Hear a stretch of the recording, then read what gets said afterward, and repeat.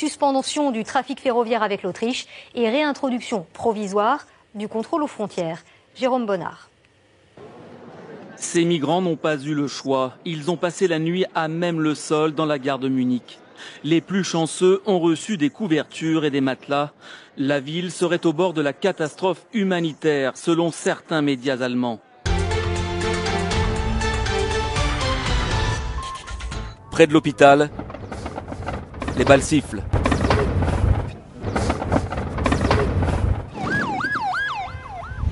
Nous avons été témoins de nombreuses frappes le long de cette route et sur Aslanouf. Nous avons même été pris dans des échanges de tirs tout près de l'hôpital qui a été évacué il y a quelques instants. Des circonstances difficiles aussi pour vous à l'est du pays et sous les bombes, sous les balles, on l'a vu. La situation pour eux est la même, comme vous l'avez dit, beaucoup d'enthousiasme et toujours beaucoup d'improvisation.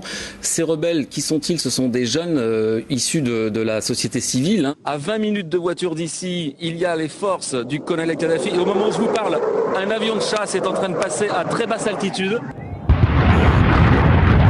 Du côté des rebelles, la réplique ne se fait pas attendre. Soigneusement cachées jusqu'à présent, les batteries de lance-missiles entrent en action. Ici, en direction de l'ouest, il y a la ville de Benjawad, contrôlée par les forces fidèles au colonel Kadhafi.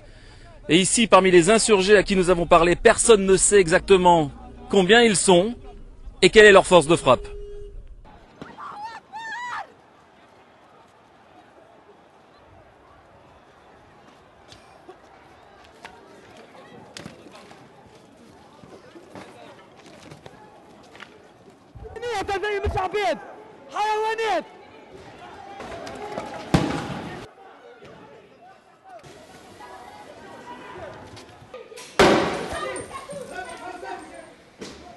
Des Tunisiens qui savourent leur liberté retrouvée. Jérôme Bonnard était sur l'avenue Bourguiba.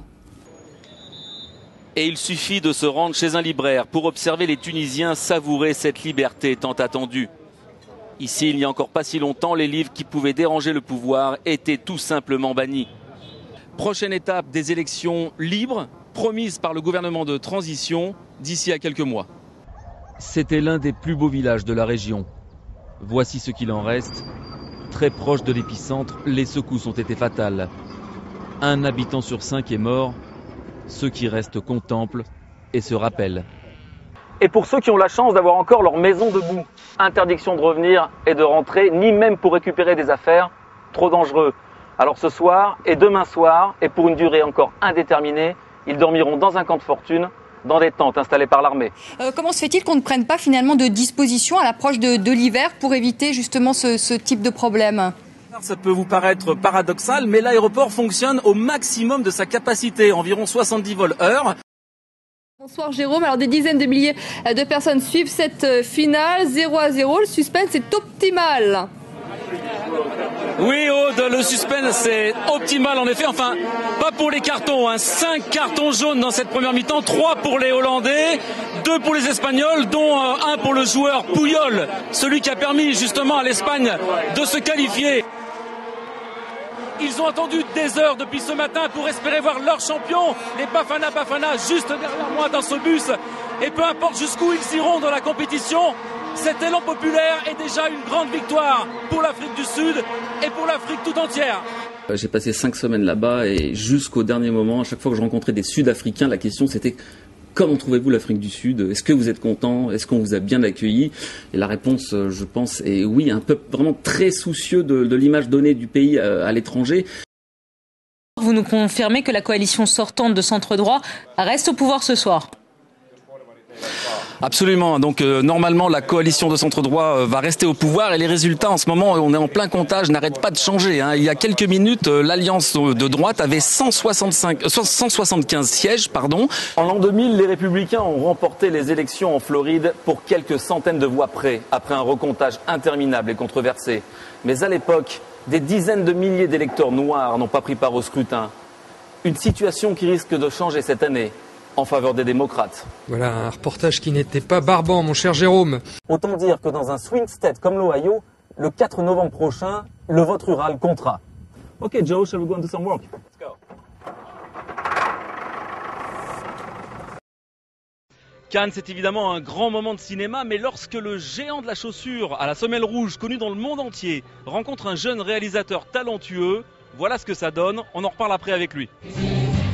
Chaussures de légende, jolies jambes. Et leur mission, c'est finalement de montrer la beauté. La Madeleine, une affaire qui dure depuis 120 ans. Les madeleines toutes chaudes, voilà, je vais vous refaire une tournée de caramel. Plus petite que l'original, parfumée ou nature, celle-ci se déguste tout juste sortie du four, dans un cornet. Ce matin-là, plane un petit air de révolte, les parents ont bloqué l'entrée de l'école. On est très en colère, mais en fait on est très triste et pessimiste pour l'avenir. À première vue, l'appartement de cette dame pourrait être en travaux. En fait, il en aurait plutôt besoin. Le plafond menace de s'affaisser, il y a des trous presque dans chaque mur. Cela dure depuis des années, elle n'en peut plus. Laisse tomber parce que je suis déprimée, laisse tomber parce que...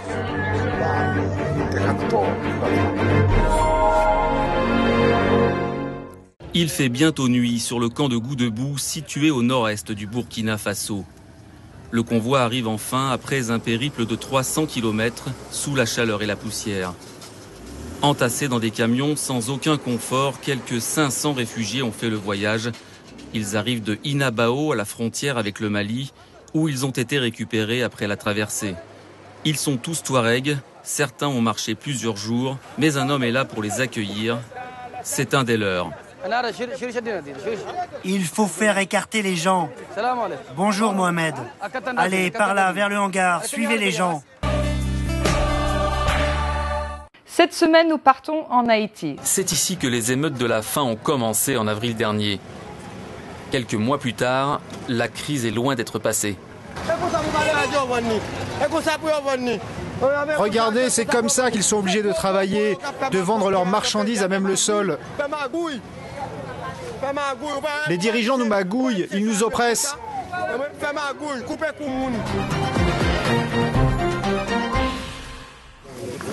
Et lorsque les deux hommes acceptent de se parler, c'est toujours un événement au sein de la famille. Mais il est bien difficile de savoir où est la vérité. Si une seule fois ton grand-père a cultivé de la patate douce sur cette terre, alors dis-le. Il ment. Tu oses dire que je mens? Pourquoi je dis qu'il ment?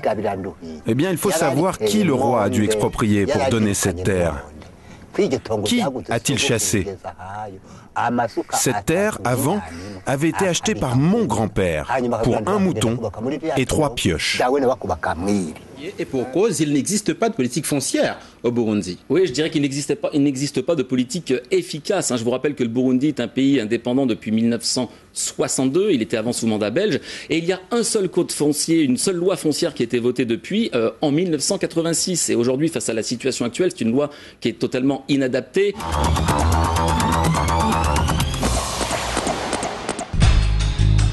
Dans ce hangar grand comme 2 terrains de football, 3 avions, dont cet énorme Airbus, sont en cours d'aménagement. En moyenne, il faut presque 2 années pour transformer la cabine d'un tel avion. Et les clients n'aiment pas trop attendre plus. Les clients veulent leur superbe avion dans les temps, car ils veulent le montrer à leurs proches, à leur famille, leur société. Ils ne peuvent pas attendre. C'est comme un gamin de 5 ans qui attend le jour de Noël.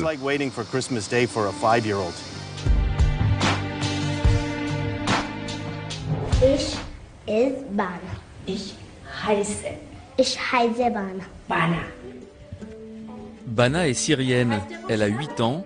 Il y a quelques jours, elle vivait encore au Liban avec ses petits camarades dans des camps de réfugiés.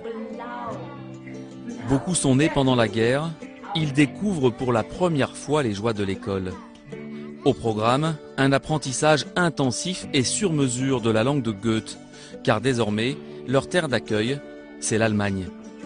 Ces réfugiés syriens sont arrivés par vol charter directement du Liban. Merci beaucoup, Jérôme.